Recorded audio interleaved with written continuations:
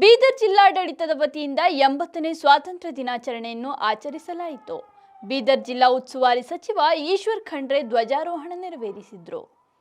ನಗರದ ನೆಹರು ಮೈದಾನದಲ್ಲಿ ನಡೆದ ಕಾರ್ಯಕ್ರಮದಲ್ಲಿ ವಿವಿಧ ತುಕಡಿಗಳಿಂದ ಗೌರವ ವಂದನೆ ನಡೆಯಿತು.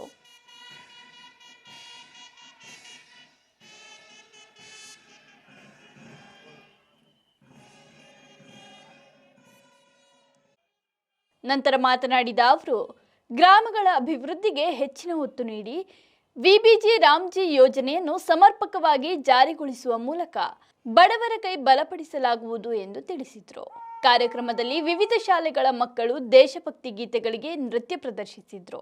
ಮಕ್ಕಳ ಭಾರತ್ ಜೋಡೋ ನೃತ್ಯ ನೋಡುಗರ ಗಮನ ಸೆಳೆಯಿತು.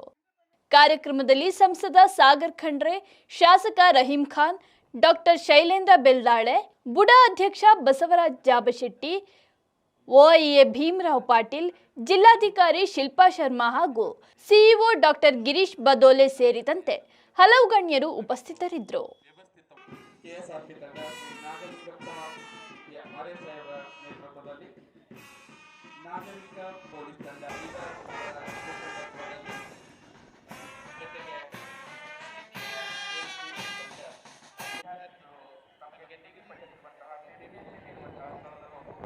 ಕೆಎಸ್ಆರ್ಪಿ ಬೀದರ್ ತುಗುಡಿ ಇದೀಗ ಶ್ರೀ ನಾಗಲಿಂಗಪ್ಪ ಆರ್ಎಸ್ಐ ಕೆಎಸ್ಆರ್ಪಿ ಬೀದರ್ ಇವರ ಮುಖಂಡರೊಂದಿಗೆ ಈ ತಂಡಕ್ಕೆ ನಾವು ಹೊಂದಿಸೋಣ.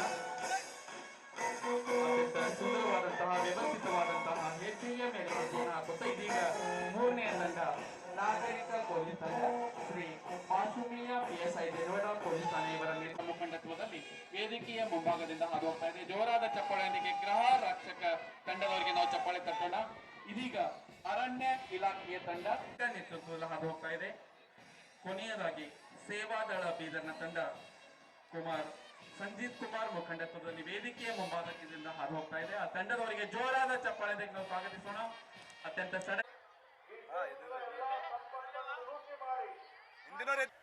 ನಮ್ಮ ರಾಷ್ಟ್ರ ಸ್ವಾತಂತ್ರ್ಯ ಪಡೆದು 79 ವರ್ಷ ಆಗಿ 80ನೇ ವರ್ಷದಲ್ಲಿ ಪಾದಾರ್ಪಣೆ ಮಾಡಿದ್ದೇವೆ. ನಮಗೆ ಸ್ವಾತಂತ್ರ್ಯ ಪುಕ್ಕಟೆಯಾಗಿ ಸಿಕ್ಕಿಲ್ಲ, ಸುಮ್ಮನೆ ಸಿಕ್ಕಿಲ್ಲ.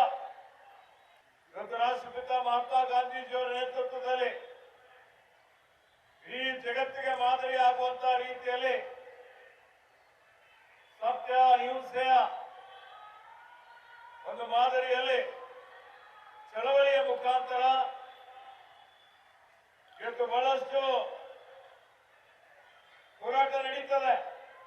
ನಮ್ಮ ರಾಜ್ಯದಲ್ಲಿ ಅದಕ್ಕಿಂತ ಪೂರ್ವದಲ್ಲಿ 40 ವರ್ಷ ಪೂರ್ವದಲ್ಲಿ ಕಿತ್ತೂರು ರಾಣಿ ಚೆನ್ನಮ್ಮ ಅವರ ನೇತೃತ್ವದಲ್ಲಿ ಅಪ್ರತಿಮ ಸಾಹಸಿಗಳಾದಂತ ಸಂಗೊಳ್ಳಿ ರಾಯಣ್ಣ ಅವರು, ಇವತ್ತು ಸಂಗೊಳ್ಳಿ ರಾಯಣ್ಣ ಅವರ ಹುಟ್ಟುಹಬ್ಬ ಇದೆ. ಅವರಿಗೂ ಈ ವೇದಿಕೆ ಮುಖಾಂತರ ನಮನಗಳನ್ನು ಸಲ್ಲಿಸ್ತೇನೆ. ಈ ಹೋರಾಟ ಪ್ರಾರಂಭ ಆಗ್ತದೆ. ಹೀಗಾಗಿ 200 ವರ್ಷಗಳ ಏನ್ ಬ್ರಿಟಿಷರ ಆಳ್ವಿಕೆ ಒಡೆದಾಳುವ ನೀತಿ ಇತ್ತು. ಅನೇಕ ಜನ ಪೋರ್ಚುಗೀಸರು, ಸುಮಾರು ಮೊಘಲರು ಅನೇಕ ಜನ ಬಂದು ಇಲ್ಲಿ ಆಳ್ವಿಕೆ ನಡೆದು ಜನರಿಗೆ ಅನ್ಯಾಯ ಮಾಡಿದ್ದಂಥದ್ದು ನಾವೆಲ್ಲ ನೋಡಿದ್ದೇವೆ.